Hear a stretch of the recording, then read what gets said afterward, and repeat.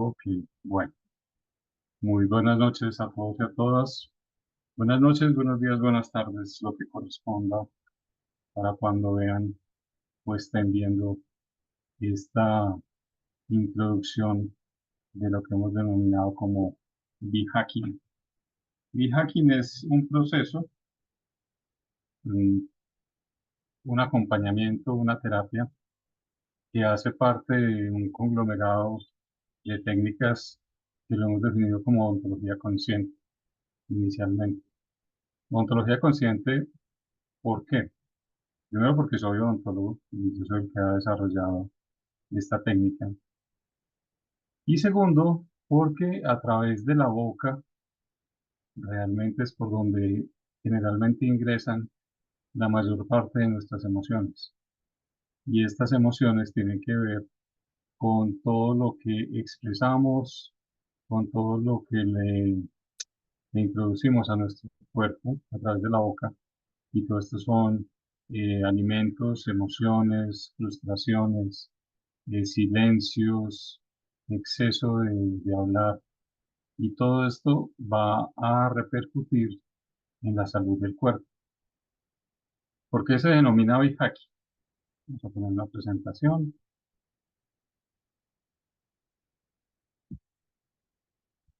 Y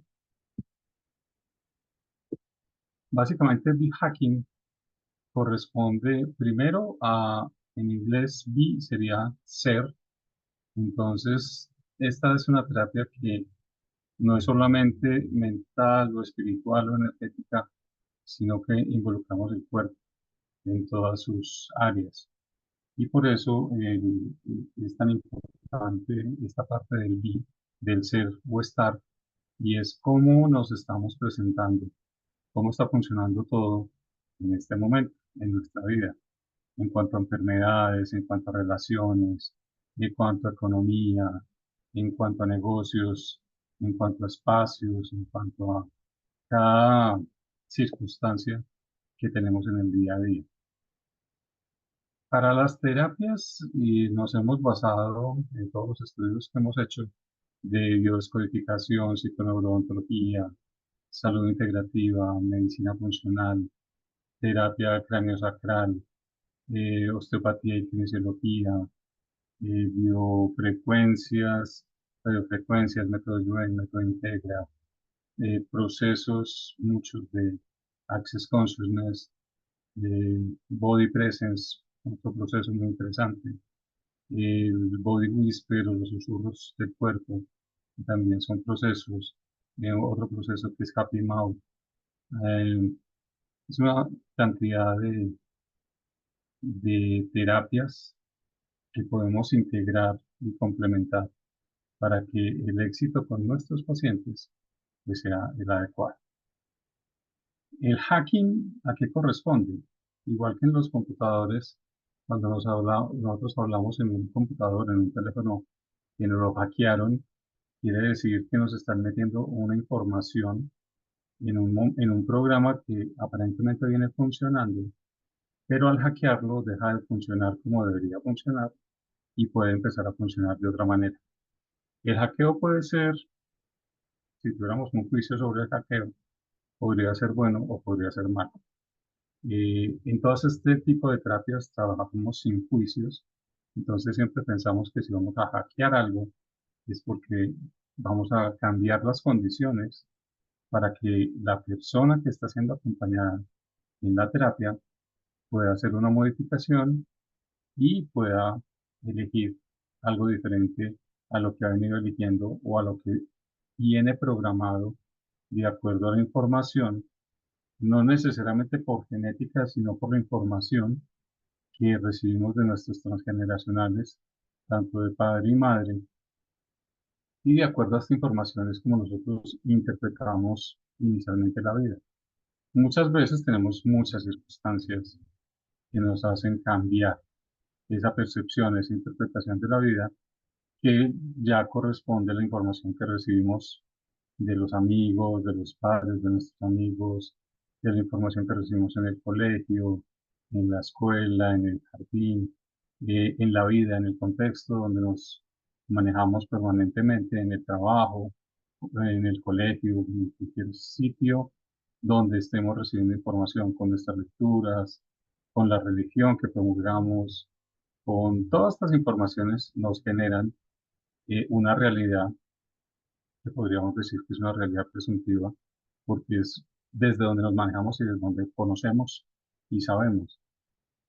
Pero muchas veces esa información trae interpretaciones que nos pueden complicar un poco la vida. Y es lo que en bioneuroemoción se llama un conflicto, o con nuestro padre, o con un familiar, o con nuestra mamá, con un familiar por la parte de familia de papá, de mamá, con los hermanos, con cualquiera que interactúe con nosotros, vamos a recibir información y de acuerdo a cómo la recibamos, la vamos a interpretar. Entonces, a lo que va B-Hacking es poder reunir toda esta información que nos puede dar el paciente o sí, nuestra persona que viene a terapia y con esta información identificar realmente el origen de lo que está ocurriendo en la situación actual, que puede ser una enfermedad o puede ser un comportamiento. Todas las enfermedades, todos los comportamientos, cuando hablamos de medicina integrativa, nos dicen que todo empieza desde la mente, desde la cabeza. Y eso realmente va de acuerdo a los principios, por ejemplo, del doctor Hammer, que tiene unas 5 reglas básicas para que se origine una enfermedad. Cuando hablamos de biología cuántica, eh, nos relaciona el campo cuántico energético con lo físico. Cuando vamos a la definición de enfermedad de la OMS, de esta realidad, de esta actualidad, de este momento que estamos viviendo, todas tienen algo de acuerdo y es que hay un desequilibrio emocional que conduce a un desequilibrio bioquímico, que es lo que va a empezar a originar los cambios en el cuerpo, en el organismo, y van a generar una enfermedad. Dependiendo del impacto inicial, pues puede ser una enfermedad suave, ligera, o puede ser una enfermedad ya compleja, podríamos decir catastrófica, que nos podría conducir a la muerte. Siempre esas elecciones y hasta dónde se deje llegar con la enfermedad, también hay que tener en cuenta que es muy de la persona que estamos tratando. Por más que tengamos información, y esto siempre hay que aclararlo y tenerlo claro nosotros como terapeutas y aclarar a los pacientes, es que nosotros acompañamos en un proceso, pero no somos los que hacemos una reversión de una enfermedad, no hacemos una sanación. El mismo paciente es el que la hace, ¿de acuerdo a qué? Así lo está eligiendo, porque él de alguna manera eligió su enfermedad y es parte de un proceso de vida y eso hay que respetarlo, aunque no lo compartamos, hay que respetarlo y por eso vemos que hay pacientes que resuelven una situación fácilmente y otros que de pronto se demoran un poco y otros que definitivamente no salen, porque es parte de su elección. Y hay pacientes que creen que es lo que tienen que venir a vivir en esta vida porque siente que tienen que pagar algún tipo de deuda familiar o porque es la costumbre familiar que tengan una enfermedad, entonces si no la tienen, se sienten excluidos de esa familia. Hay muchas interpretaciones muy interesantes, muy lindas, que eso siempre se ve en las terapias o en las clases o en los talleres que hacemos de diferentes temas.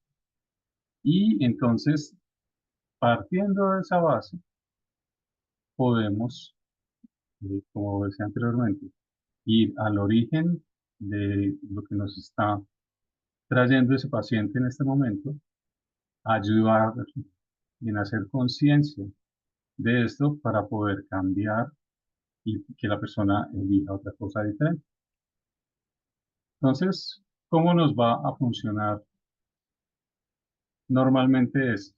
Generalmente empezamos en nuestras terapias haciendo una terapia de transgeneracional, que es simplemente identificar qué ha ocurrido en los árboles genealógicos.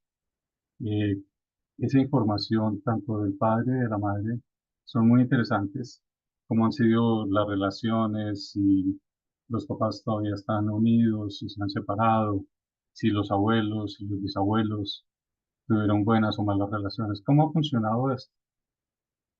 Hay otro punto muy importante y muy interesante y es qué puesto ocupo yo en mi familia, qué número de hijos soy.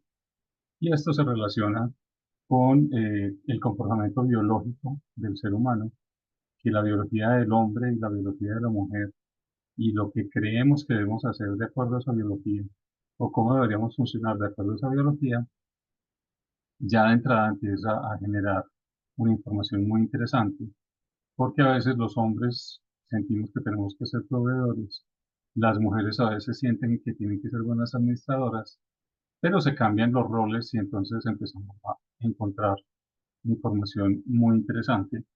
Si somos hijos únicos, si somos de familias numerosas o hay una historia de familias numerosas o de nacimientos de solo varones o nacimientos de solo mujeres, también es interesante ver todo esto. Entonces es una primera etapa de empezar a entender la vida del paciente, de dónde viene.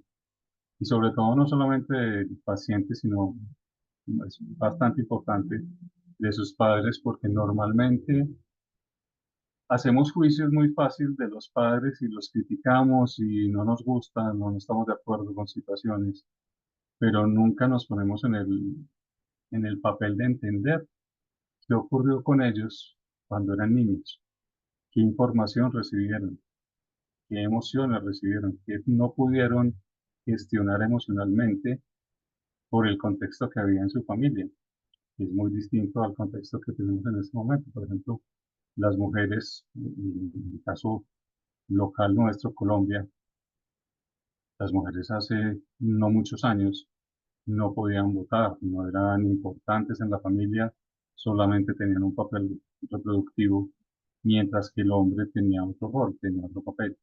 Y eso ya entra a jugar mucho. En Latinoamérica tenemos muchas memorias de esclavitud, muchas memorias de dolor, muchas memorias de sumisión, también muchas memorias de déspotas, porque de pronto venimos de familias europeas y ellos trajeron una información, aquí encontraron otra información, otro contexto. Las vivencias de nosotros somos un crisol racial muy interesante y muy lindo, pero cada información de cada indígena, cada mulato, cada negro, cada mestizo, cada persona que vivió en un momento dado, interpretó la vida, le tocó interpretarla de una manera que de pronto no era la más adecuada, no era la mejor. Pero hay algo bien interesante. Nosotros en este momento somos el resultado de supervivencia de nuestras familias. Y cuando lo vemos desde ese punto de vista, decimos, si yo soy el resultado es porque todos ellos hicieron grandes, pequeños, medianos sacrificios para que yo pueda estar aquí en este momento. Entonces no hay necesidad de hacer juicios de por qué tenían y ya no tienen, de por qué fueron y ya no son, de cualquier cosa. Simplemente rescatar el que nosotros estamos y somos resultado de esa biología, de esa supervivencia y, como digo, cuando hacemos terapias con el niño interior, que también es muy interesante, es decirle al niño, ya somos el adulto, logramos sobrevivir y todo está muy bien. ¿Qué más vemos?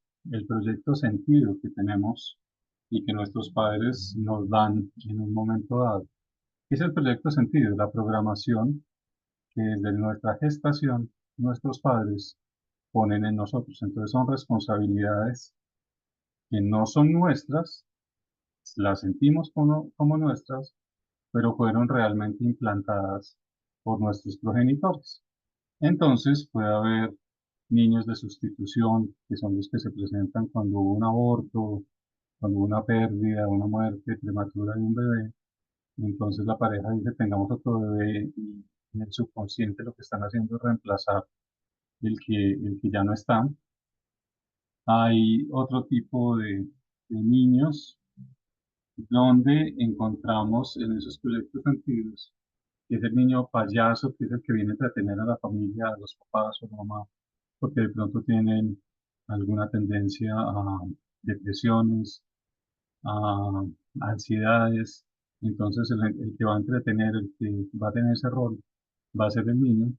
Y por eso ahora las parejas jóvenes no tienen el niño, pero tienen la mascota, que cumple el mismo papel, entretenernos, tenernos ocupados, nos hace evadir de nuestra realidad, porque lo tenemos que sacar, lo tenemos que bañar, lo tenemos que... Pero las personas jóvenes, en algún momento, en este caso, no quieren tener la responsabilidad del hijo, porque después de que es una responsabilidad bastante grande y por mucho tiempo, pero una mascota, que termina siendo igual, pues la adoptan mucho más fácil. Está también el niño basura, que es como si fuera un desecho, como que no venía planeado, como que algo ocurrió, como que algo pasó y terminamos embarazados en un momento en que era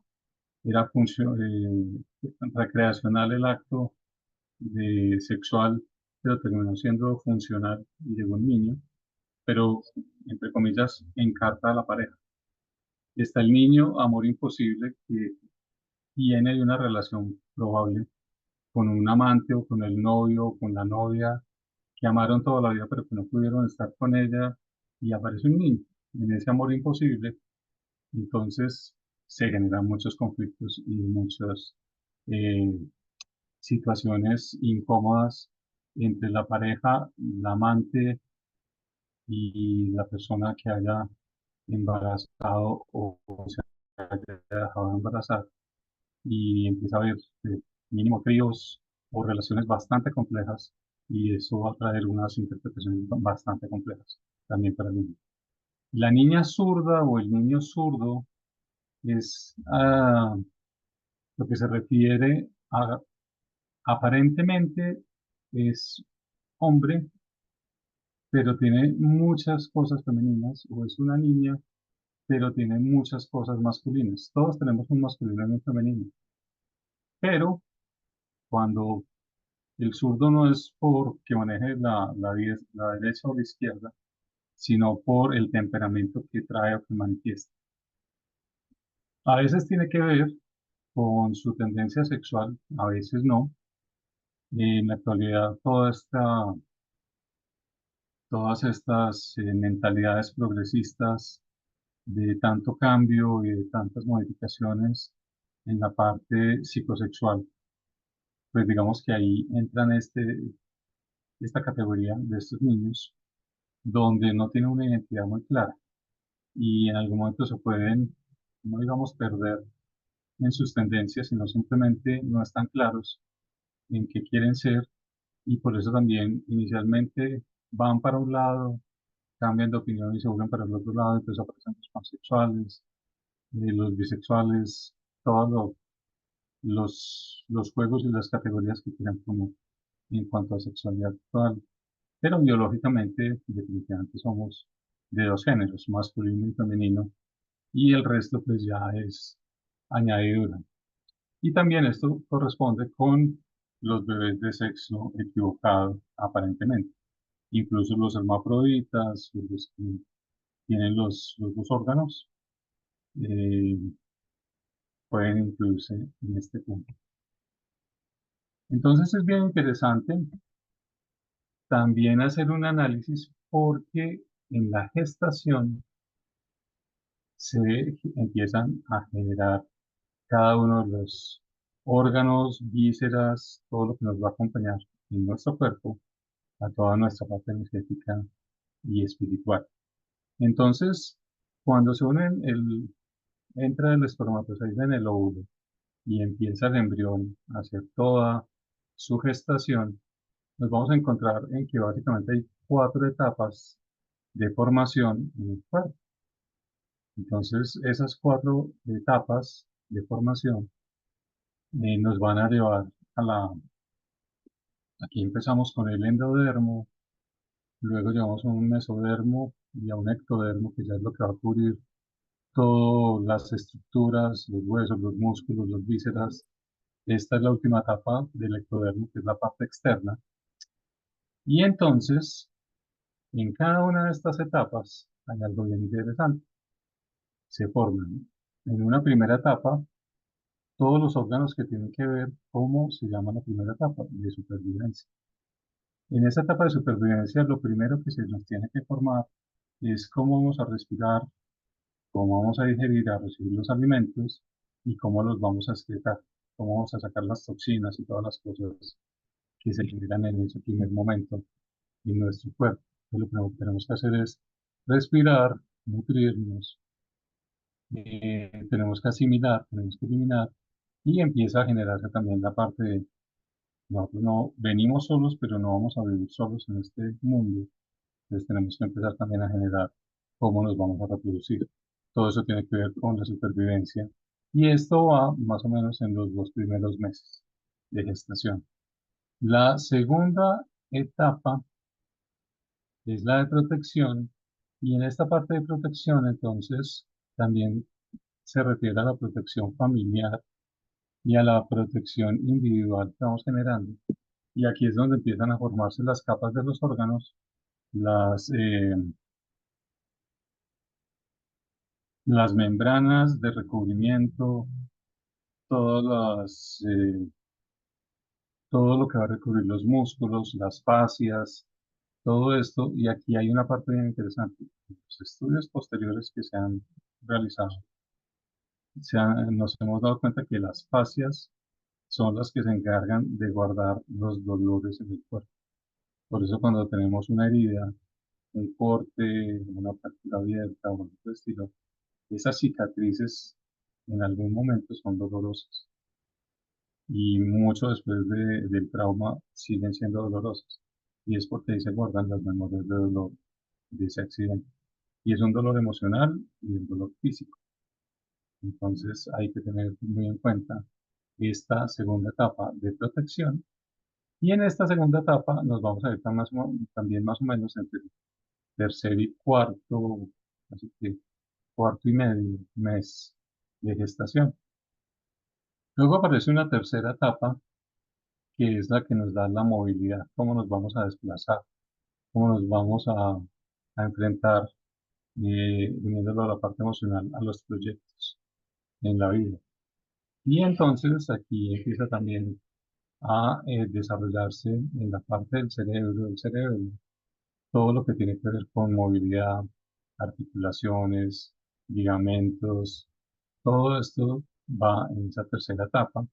Y en esta tercera etapa nos vamos a ir más o menos del cuarto mes y medio, hasta el sexto, casi séptimo mes de gestación. Y la última etapa, que es cómo me voy a relacionar, va a estar de acuerdo a lo que se forma en la corteza cerebral, qué ocurre con mi piel, que es la última parte de recubrimiento que se va a generar, y en las relaciones, a luces de estos estudios, nos hablan de que la piel es el órgano sexual más grande que tenemos en el cuerpo, porque la piel es sensible en todas partes. Entonces, si empezamos a mostrar problemas en la piel, si empezamos a mostrar eczemas, acné, todas estas cosas, tiene que ver con esta última etapa, la cuarta etapa, que sería la de las relaciones. Y por eso vemos que en los adolescentes, que están entre esos 13 y 14 años, el acné es muy frecuente porque hormonalmente están alborotados pero no saben cómo resolverlos. O de pronto están inseguros, o de pronto no han identificado cómo los ven en el género opuesto, el mismo género, y entonces empiezan a tener problemas en la piel. Entonces vamos relacionando transgeneracional, etapas embrionarias, y ahora nos vamos con otra parte bien interesante, y son las heridas emocionales. Las heridas emocionales generalmente se presentan en la etapa de, podemos decir un poquito, pregestación, gestación, y más o menos hasta los 4, máximo 6 años. Somos unas esponjitas emocionales y un radar emocional de lo que está ocurriendo en nuestro contexto. Las heridas emocionales están descritas en el libro que se llama Las cinco heridas del alma, que es de Liz Bourbeau, y ella, en su libro, nos menciona que hay básicamente esas cinco heridas que serían rechazo, abandono, humillación, traición e injusticia. Y también se van desarrollando, igual que las etapas embrionarias, en las etapas de, de la gestación. La primera herida que se forma es la de rechazo y es cuando los padres reciben la información de que están embarazados. Básicamente hay solamente dos formas de tomar esa noticia. Con felicidad y estamos embarazados, qué bueno, qué excelente noticia. O fue una sorpresa, levantada de ceja, vacío en el estómago y decimos, estamos embarazados". Son dos contextos completamente diferentes. El bebé, los papás hacen una interpretación y el bebé hace otra interpretación. Para los papás, esta emoción de, uy, estamos embarazados, ¿qué vamos a hacer? Puede durar 1 o 2 segundos, de pronto puede durar mucho más. Pero ese 1 o 2 segundos, o el mucho más, el bebé lo que está interpretando es, no me están esperando, no llegué en el momento adecuado, en las condiciones adecuadas, con la información adecuada, aquí va a tener problemas. Es su interpretación. Puede que no sea la realidad, pero sí es su interpretación. Entonces aparece la herida de rechazo. Con la herida de rechazo, en el adulto va a haber lo que se llaman máscaras para poder protegerse de esa herida y para que no lo lastimen permanentemente. Y la máscara que nos da el rechazo generalmente es como la emoción es, siento que no pertenezco, entonces voy a hacer todo lo posible para que me quieran. Entonces voy a generar una codependencia con mi pareja, con mi familia, con mis compañeros de trabajo, con todo el mundo y voy a estar en una relación de codependencia. La segunda herida que se forma es el abandono y el abandono es tan sencillo como que con la mamá siempre va a haber una relación porque la mamá es la que está embarazada y va a tener el feto en toda su gestación hasta que nazca, pero el padre, el papá, se puede perder. Puede que no exista, puede que trabaje en otra parte, puede que sea ausente o que sea un padre ausente realmente. Entonces, como no está en el radar del bebé, la interpretación es me abandonar.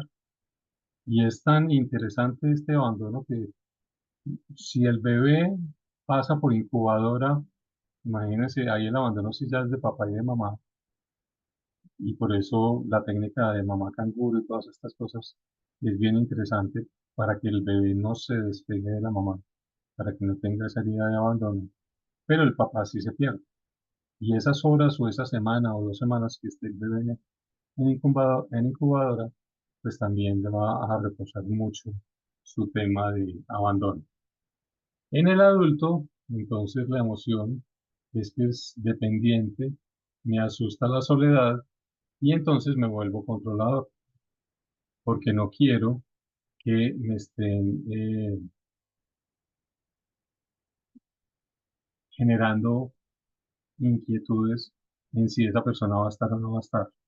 Y también nos hace tener una tendencia a ser excelentes anfitriones, excelentes eh, personas para este tipo de labores, porque nos volvemos muy meticulosos para no generar una falla y que no vayan a abandonar porque no hice las cosas bien o porque no fui suficiente. Hay otra herida que sigue, que es la traición, que aparece más o menos entre los 3, 4 meses de gestación. Y la traición es tan sencilla como que la mamá en algún momento piense en que no debería estar embarazada, en que qué cansancio estar embarazada, en que debería abortar o quiso abortar, hizo el intento y no funcionó, cualquier cosa que tenga que ver con perder el bebé. Para el bebé la interpretación es, hasta mi mamá sería capaz de matarme o salir de mí. Entonces eso es una traición impresionante y obviamente se va a desarrollar también esto. Junto con la del abandono genera también un control bastante fuerte, pero aquí no es un control de que voy a hacer todo lo posible para que no me abandonen, sino que voy a hacer todo tan perfecto y junta también la perfección y controla absolutamente todo para que no haya un cabito suelto donde puedan traicionar. Entonces tengo que tener todas las expectativas, todas las ideas, toda la organización, todo súper bien detallado. Son los que juegan con Excel para absolutamente todo, se van de viaje, hacen un listado de Excel con los horarios, con los números, con todas estas cosas, porque no quieren que se pierda ningún detalle, quieren tener el control absoluto de todo esto.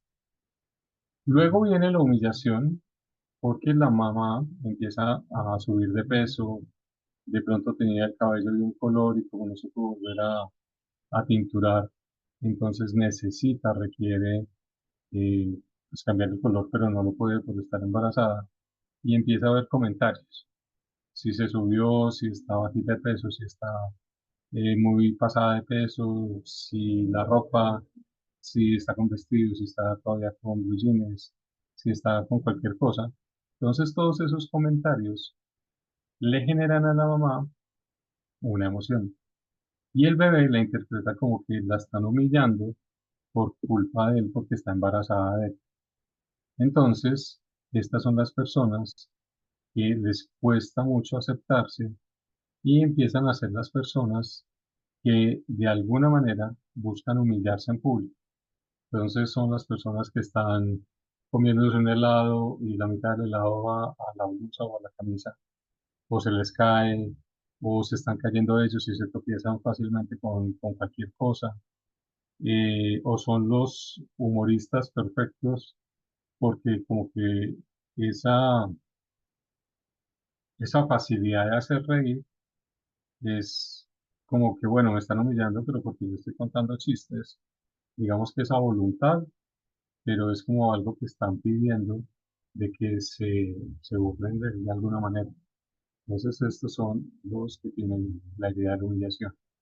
Y por último viene la injusticia, donde generalmente es por el sexo del bebé, sobre todo en tiempos anteriores donde no había ecografías y casi que era una lotería identificar el sexo, pero también puede ser, como les decía, el orden biológico del niño. Normalmente los que son impares deberían ser hombres y los que son pares deberían ser mujeres, pero pues pasa de todo y puede haber mujeres primogénitas o hombres en el sitio de la mujer, no quiere decir que vaya a pasar nada, simplemente que la energía que los domina es o más masculina o más femenina. Y entonces esto origina una sensación de me están recibiendo bien como vengo, con mi sexualidad y con mi sexo, o hay algún comentario o alguna incomodidad. Entonces, por ejemplo, el bebé, el primero que normalmente esperan que sea varón, los padres desde el subconsciente o a veces muy consciente, entonces todo lo tienen azul, ya tienen el nombre para hombre y resulta que salió niña. Entonces aparecen en vez de ser eh, Paulo es Paula y empiezan a feminizar hombres masculinos. Andrés, entonces se vuelve Andrea, eh, por ejemplo. Y ya empieza a generar una variación de interpretación y energética con el solo nombre, con el solo color que lo están identificando, con los juguetes que inicialmente le habían comprado, con la ropa que inicialmente habían comprado, porque, estábamos esperando un niño y salió fue niña, o estábamos esperando una niña y se volvió niño. Entonces estas sorpresas hacen que en la persona se genere esa herida de injusticia y la herida de injusticia va a volver a las personas en la etapa adulta que no expresan sus emociones y que son muy rígidos porque como que no dejan pasar ningún detalle. ¿Verdad? Entonces, replanteando las etapas y juntándolas con nuestras heridas emocionales, la primera etapa que es de supervivencia, entonces aquí en esta primera etapa tendríamos las heridas. de rechazo y de abandono. Y en supervivencia hay algo bien interesante y aquí tiene que ver con el peso que vamos a tener de adultos. Generalmente el que fue rechazado va a tener tendencia a ser delgado, mientras que el que fue abandonado va a tener la tendencia a ser obeso. ¿Por qué? Porque si soy rechazado y quiero volarme de algún sitio, pues tengo que ser muy ligero, muy delgado para poder correr. Si fui abandonado, yo necesito protección, necesito estar fuerte y de pronto somos las personas que véngase lo que se venga, lo vamos a aguantar. No vamos a salir corriendo, sino que, bueno, lo recibimos de una. Pero nos tenemos que subir de peso, proteger nuestros órganos para que no sea tan fácil llegar. Somos como los cangrejitos que por la parte externa aparentemente somos muy duros, pero en la parte interna somos muy tiernos, muy frágiles. Entonces, pues hay que generar una capa de grasa o de tejido adiposo para protegernos de cualquier cosa que nos pueda eh, causar algún daño. Entonces vamos con rechazo y abandono. Luego sigue traición y humillación, que estaría también en la parte de segunda etapa y tercera etapa, de cómo nos protegemos y cómo nos movemos. Y en la parte de humillación nos damos cuenta que la movilidad en este tipo de personas empiezan a tener inconvenientes en la cadera, en las rodillas, en los tobillos, básicamente las articulaciones, porque no se van a mover fácilmente, no se sienten confiados. Y como no se sienten confiados, entonces para poder explicar esa falta de confianza, entonces el cuerpo va a manifestar algo para que, es que me duele la rodilla, no me puedo mover. Esta es una explicación bastante clara para cualquiera, sin tener que decirle que es que no me siento bien, que no estoy emocionalmente funcionando como para estarme moviendo y teniendo proyectos fácilmente. Y en la cuarta etapa, que serían un poquito humillación y la injusticia, pues tiene que ver cómo me relaciono. Si soy cálido en mis relaciones, si soy sincero o si me guardo, si me retraigo, si soy un poquito no antisocial, pero sí más o menos asocial. Entonces ahí vamos a encontrar esta relación entre las heridas emocionales y la parte de las etapas embrionarias. Basándonos en esta información, entonces nosotros ya sabemos qué está pasando en el cuerpo, en qué etapa embrionaria y qué heridas emocionales puede tener la persona, porque es lo que está manifestando en su etapa o adolescente o adulto. No lo de niños, porque generalmente el problema de los niños son más de los cuidadores o de los padres que están a cargo de ellos. Entonces no hay que revisar tanto al niño, sino a los papás o a los acudientes o a los protectores que tenga en ese momento. Relacionando todo esto con los dientes, cada uno de los dientes corresponde también a una información emocional y cada uno de los dientes corresponde a mi papá, a mi mamá, cómo me veo yo con respecto a ellos, a mis hermanos, si no tuve los hermanos, que hay una correlación, y esto con una radiografía panorámica o con una tomografía fácilmente se puede identificar, y ahí cada uno de los dientes tiene una emoción o una posible alteración en esa relación con las emociones y los dientes y también con los órganos y las vísceras. Entonces, como ven, es muy lindo y muy interesante poder relacionar todo porque estamos hablando del cuerpo completo, no nos estamos quedando en la boca. Y por eso el término de odontología consciente nos pareció bastante adecuado, porque al hacerla consciente es qué está diciendo el cuerpo a través de los dientes y qué pueden decir los dientes de mi cuerpo, y yo podría analizar, interpretar, identificar, hacer una conciencia y poderlo cambiar. Y también estamos utilizando otro tipo de terapias que son estas radiofrecuencias, este mini computador cuántico que es el Healy, que nos ayuda también bastante a identificar todo esto. También estamos asociando toda la parte de posturología. Entonces, como ven, el concepto de biohacking es muy amplio. Se puede trabajar para cada uno de los procesos en los que estamos viviendo en la actualidad. Y esos procesos pueden ser físicos, en el cuerpo, y se está manifestando como una enfermedad, como un comportamiento. Entonces, tengo depresión, tengo ansiedad, tengo algún trastorno, de pronto me han etiquetado con algún término psicológico, con un TDAH, con un autismo, con algo por el estilo, pero todo a la luz de este tipo de terapia se puede identificar de dónde viene, por qué vino y qué se podría hacer para que se pueda manejar de una manera pues mucho más amable. Y si hay que hacer algo, se puede hacer. Y si el paciente lo elige hacer, como ven, hay infinidad de ayudas complementarias para este tipo de terapias. Entonces, básicamente, el biohacking, y en esta clase que fue de introducción, era darnos cuenta de que es todo lo que se puede manejar con este tipo de terapia. Hay otras terapias, por ejemplo, todo lo que se está manejando en este momento con el campo cuántico, con todo lo energético, funcionan, claro, funcionan muy bien, y en algunos casos sí, en algunos casos no. ¿Por qué? Porque no tienen en cuenta el cuerpo. El tema es que nosotros en esta realidad, en esta actualidad, en esta existencia, en esta vida, estamos acompañados por un cuerpo. Podemos ser seres de luz, seres energéticos, no, no tiene discusión, pero tenemos un cuerpo.